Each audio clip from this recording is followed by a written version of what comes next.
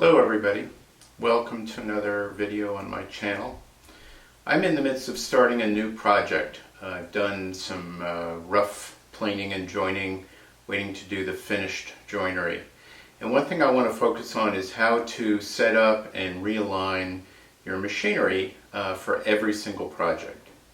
So the first obvious thing is fresh blades on every project. My current project that I'm working on is in hickory, which is a wonderful native hardwood to northwest Connecticut, where I am now. It is very, very hard on tools, so I always make sure to put a fresh blade in. The other thing is obviously to realign all of your machinery. So I'm checking that my fence on my table saw is aligned to my table slots, and I'm also checking that my blade is aligned front to back with my table slots and the fence to make sure that I'm going to get clean cuts, I'm not going to get kickback, and I'm not going to get burning. Cleaning and waxing the table, so taking a 3M pad, if you really need to, maybe a 400 grit piece of sandpaper, hand sanding in the direction of the table, some good quality wax, and then buffed out. So I've got a nice smooth surface on this and on the fence. The next thing that I want to cover in aligning your tools and setting up the tools for your next project is planers. So sometimes people have been able to upgrade to a helicoid head planer. These are really great. They're very sharp, they're accurate. The knives, which are these individual carbide knives, are self-aligning. My Powermatic planer has, I believe, 68 of these carbide knives. So obviously before you do this, you unplug the tool. I will show you on my joiner. I also have an additional safety switch on the wall, which is a very special flip switch for motors to give me an extra point of protection. But what I'll do is I'll look through here with the machine unplugged, obviously, and look for any cutters where there may be a chip or they may be rounded off, may have hit a knot. In my case, I had 4 knives on this side, on the right-hand side. For some reason, I hadn't seen anything on my previous project, which was in cherry. But when I started running a test piece through, I noticed that there was a groove, an elevated section on the right-hand side. And what I found is in rotating these knives, again, each knife in the thing has 4 different cutting heads, which is great. What happened was when I saw a chip on 4 knives and I rotated it and reseated it, and again they reseat almost automatically, they attach or detach with a star head screw driver, one of these drivers, and with a torque converter on this, you make sure that you don't over torque things. But 4 of my knives, when I rotated them, for some reason those heads, even though I usually mark them with a Sharpie so I know what is already been used and maybe already had an issue, were slightly lower. They had been almost ground down by something. And when I put them in and planed it, that side was about 1 millimeter less metal, and therefore I had a ridge on the board. So I went in and I found all of those individual carbide heads. I put fresh heads on, and you order these in a set. It looks like a set of 12.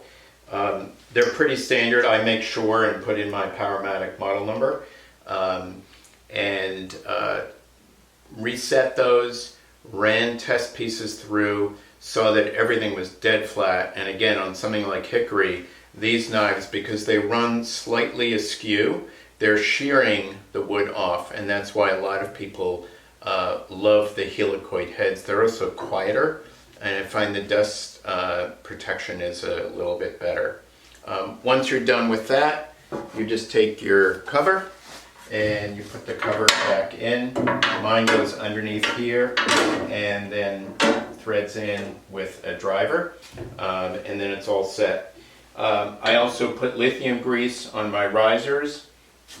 My Powermatic has these 4 grease holes. I put in a fairly thick motor oil, and then I check the belts and make sure they're set, and I go in and actually check the motor and make sure that the belts underneath are all set. But that will get this all tuned up and ready to go. On my chop saw, I will put a fresh blade, so I usually get about a dozen blades sharpened every year, so that I have at least 3 or 4 of my table saw blade, my chop saw blade, and my track saw blades ready to go and have fresh sharp blades. I'll make sure that 90 degrees is set and still accurate on that. The next thing I want to cover is the jointer.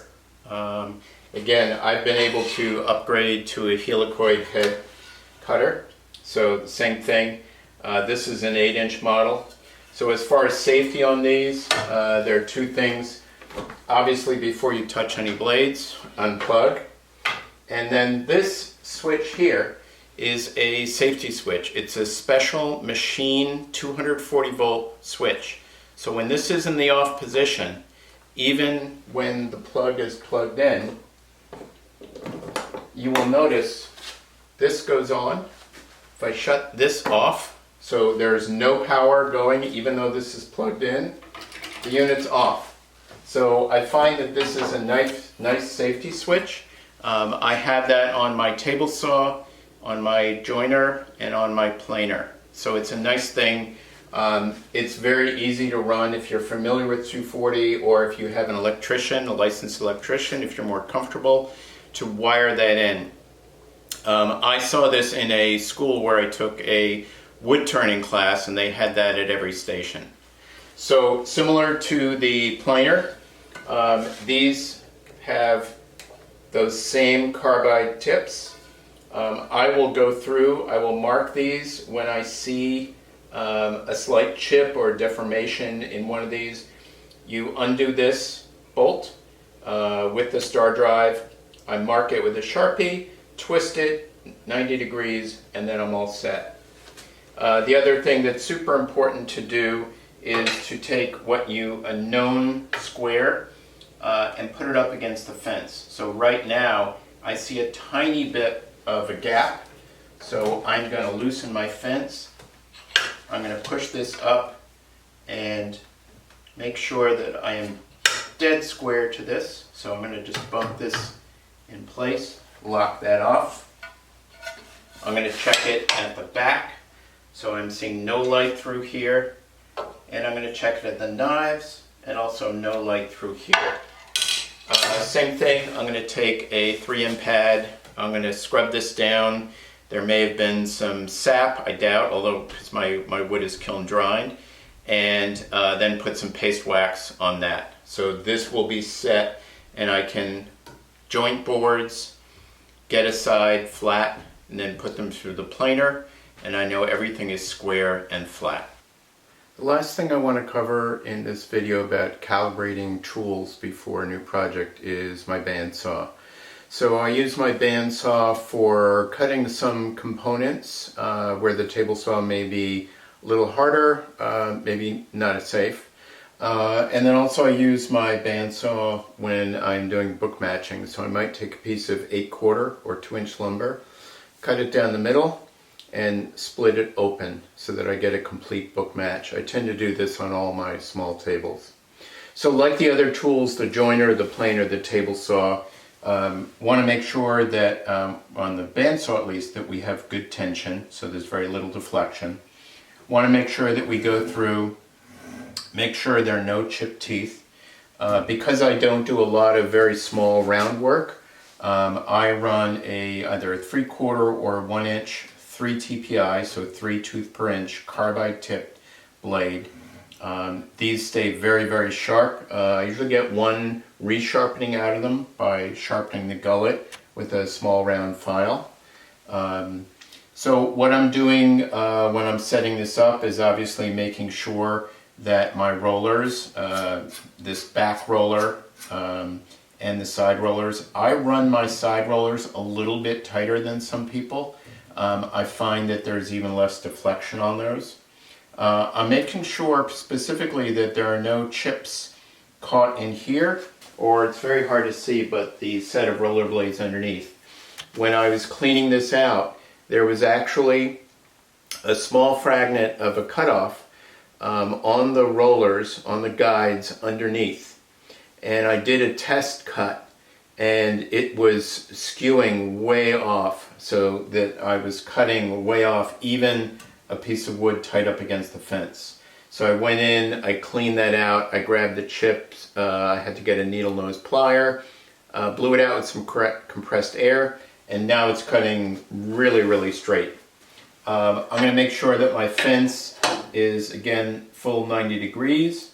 I'm going to check the tension on this. I'm going to clean, there's a little bit of some, it's not really rust, but it's just probably a little pitch. Clean that off with a 3M pad and then some paste wax. I'm going to make sure this is a known square, that my fence is square. Many times people will dial a fence in for a little bit of run out or skew based on their blade. So this may not work for everybody. If you have a thinner blade and you find that when you run it, there's a process to tilt the blade. You draw a straight line, you cut it, and then if your piece of wood ends up slightly askew, you will modify the fence so that that runs up against it. I'm going to make sure that everything is clean.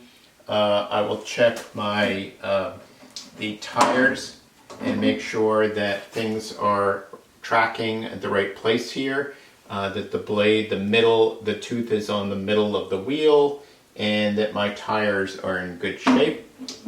Obviously all of this is done with the bandsaw unplugged, but that takes you through my process on the table saw, the bandsaw, the joiner.